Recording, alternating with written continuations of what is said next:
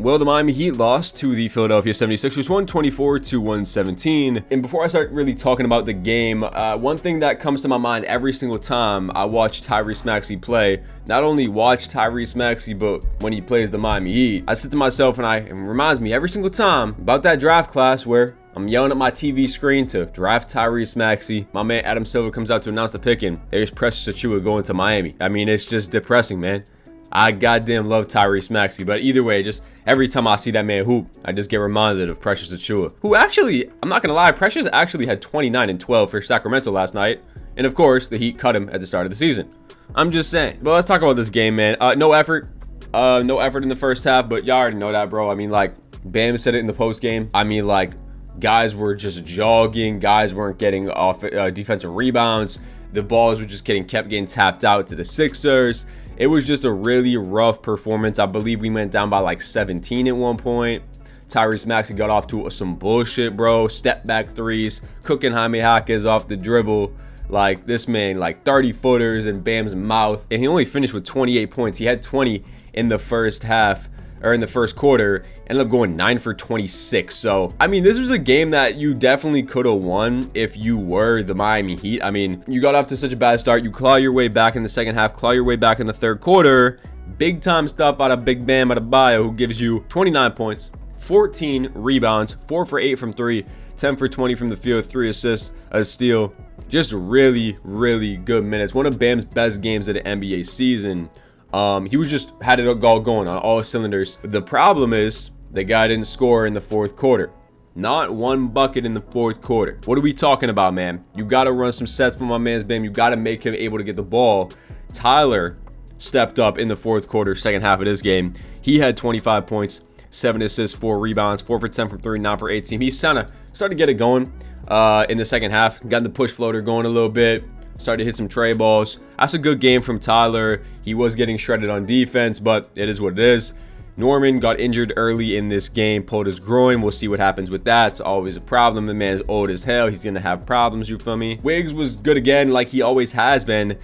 Just 18 points, 2 assists, 2 rebounds, just solid. He's going to play great defense. Wiggs has been really good for us, man. Kind of just a really rough game overall. Jaime gave us some really good minutes, 19 points. Jaime was really good tonight. Ware was solid when he played, but just overall, just bad, bro.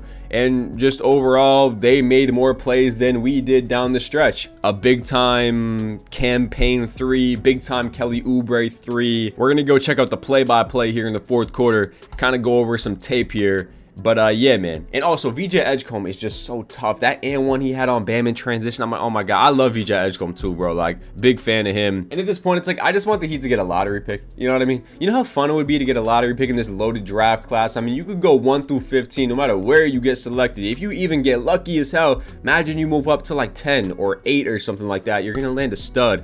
Man, that just would be so nice, but we know that's not going to happen. We'll be the 8 seed playing team. We'll go probably 42 and 40 or some shit like that and end up being the 8 seed. But let's talk about this end of the game stretch here, because there's some plays I want to definitely go over. But before we get into these clips here, Bam, there's this quote from Bam here. Let me pull up this quote from Bam here. Well, as soon as I go on Twitter, it's the first thing I see.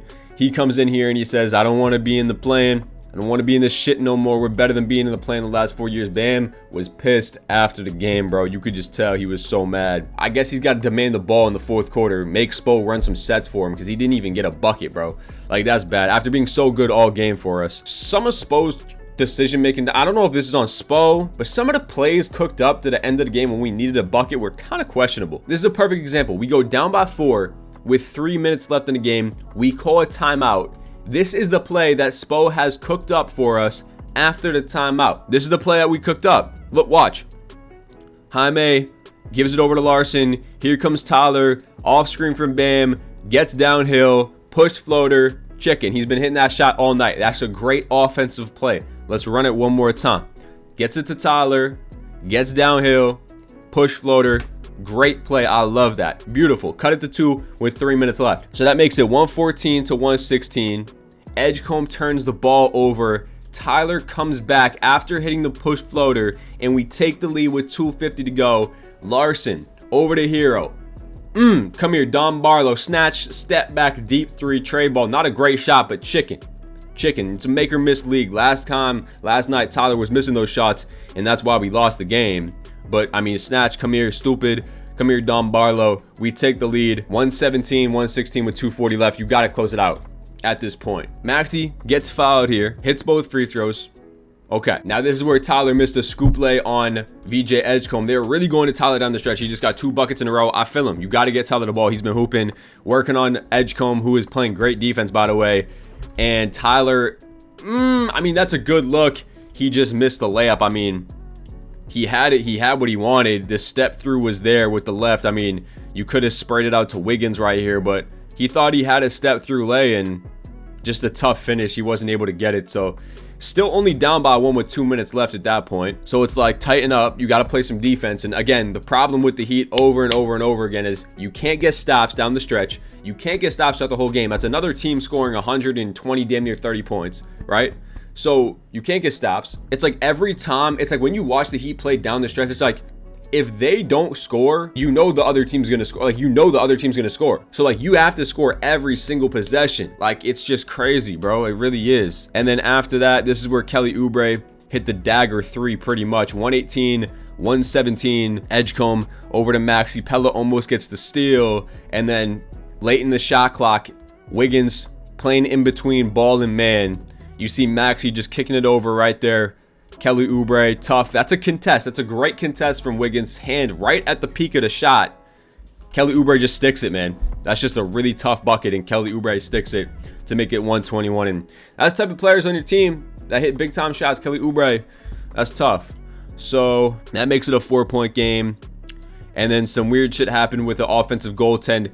I thought it was going to be 123. Ended up being 121, 117. So you still got a chance. About a minute left to go, and it's still a 4-point game. So plenty of time here. And this is where I feel like they just think they already lost, and they just start jacking bad shots because you had all that time. They were reviewing a goaltend, right? So Spo got these guys in the huddle, cooking up a play, I would assume. And then this is what you leave with. 17 on the shot clock. Bam gets the ball matched up over to Tyler. They're going Bam and Tyler pick and roll, and Tyler takes that kind of shot. Like, I'm sorry, but that is terrible offensive process down the stretch. Like, that is absolutely abysmal offensive process. That's the shot we're taking. Down 4 with a minute left in the game. A contested 3 from Tyler. Look at Pella. Right? Look at Pella ready to shoot, ready to drive, ready to attack. And that's the shot we're taking. You just knew that was going to be a brick thrown up by Tyler. And at that point, you know the game's finna be over. So that's absolutely atrocious for this one. And then Embiid hits the dagger 3 on this way down. 30 seconds left in the game. Screen from Oubre. Maxey, drive and kick once again. And guess what? Their big-time shot makers are hitting big-time shots. That's going to do it. And that's going to be the game at that point. I turned it off. So that's unfortunate.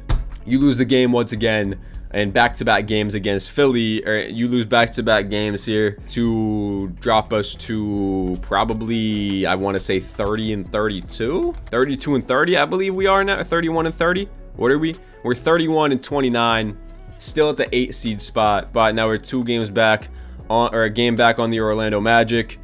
Hawks are almost gonna pass us too, so you know where we're finna be. Oh man, the Bucks actually did win again last night. I don't know, bro. That was such a big game to make up for this, to even try to make the 6th seed on Philly, that it's just not gonna happen now.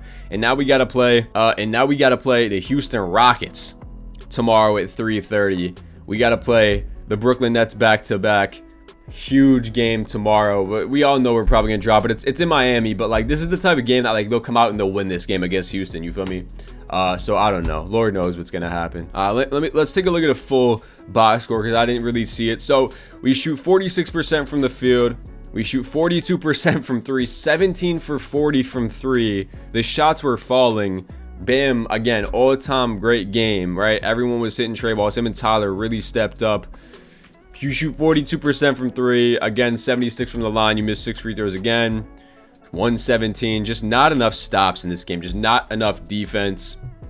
Maxey was cooking. Embiid was getting his shit fried. Like, Embiid was still hooping when he gets the ball offensively. Like, I love Joel Embiid. But goddamn, like his rib was getting messed up, and then the man was not getting back on defense, and Bam was frying him every time he faced up. Still doesn't matter though. They shoot 39% from 3, 94 from the line, and that is going to do it. We'll see if the Heat can bounce back on Saturday. I'll make a video after every single Heat game, so let me know y'all thoughts and comments down below. This team needs to either get completely overhauled in the offseason, or Bam's gonna ask out or some shit, because at some point, bro, you're playing with fire with your franchise player with this bullshit. Drop a like, drop a sub on the video. Let me know y'all thoughts and comments on the Miami Heat down below. We'll catch y'all boys in the next one, man. Peace out.